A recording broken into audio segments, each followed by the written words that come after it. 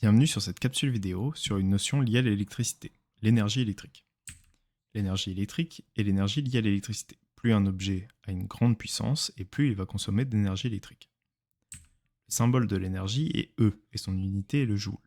Dans le cas de l'énergie électrique, on peut utiliser des unités différentes. En France, on utilise plutôt le wattheure ou le kilowattheure sur des factures d'électricité. Comment on la calcule? La formule de l'énergie électrique est E égale P fois T. Pour avoir une énergie en joules, il faudra utiliser une puissance en watts et le temps en secondes. Comme dit précédemment, l'énergie peut aussi être en wattheure. Dans ce cas-là, la puissance sera en watts et le temps en heures. Pour avoir des kilowattheures, on mettra la puissance en kilowatts. Faisons un exercice pour s'entraîner à utiliser la formule. On cherche l'énergie nécessaire pour recharger une batterie. On a besoin de la puissance et du temps. La puissance est de 50 watts et le temps est de 30 minutes. Attention, on a bien dit que pour avoir des wattheures, on devait avoir la puissance en watts et le temps en heures. Ici, le temps est en minutes, donc on fait la conversion. On fait un tableau de proportionnalité. On ajoute notre temps dans la colonne des minutes. Pour passer de 60 à 1, on diminue, donc on divise par 60. 30 divisé par 60 nous donne 0,5, donc le temps est de 0,5 heures. Maintenant que nous avons toutes nos valeurs dans les bonnes unités, on peut faire notre calcul.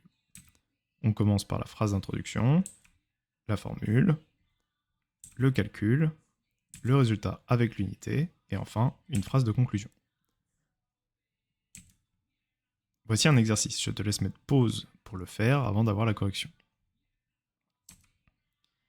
On cherche l'énergie de la batterie. On écrit la formule, on vérifie qu'on a bien les bonnes unités. On veut des kilowattheures, donc la puissance doit bien être en kilowatts et le temps en heures. On écrit la formule, le calcul, le résultat avec l'unité et la phrase de conclusion. En n'oubliant pas de répondre à la question. Ici, c'est la batterie C qui remplit toutes les conditions nécessaires, car les batteries A et B ne peuvent pas garder assez d'énergie. Tu tomberas peut-être sur des exercices qui te demanderont de calculer la puissance ou le temps. Dans ce cas-là, n'oublie pas qu'une multiplication devient une division lorsque l'on passe le symbole de l'autre côté du signe égal. En déplaçant T, on obtient E divisé par T qui est égal à P. Ça nous permet de calculer la puissance.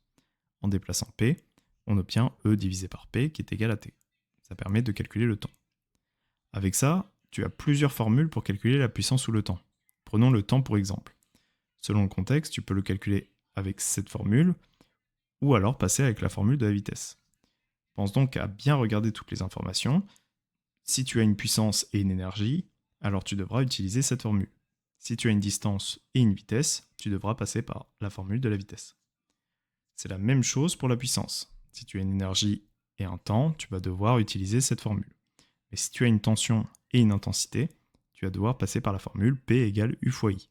Je te renvoie vers la vidéo sur la puissance. Voici un nouvel exercice. Je te laisse mettre pause pour le faire avant la correction. On cherche le temps, donc on cherche les informations dont on a besoin. Ici, on a bien une énergie en kilowattheure, qui est de 13 000 kWh, et une puissance en kilowatts.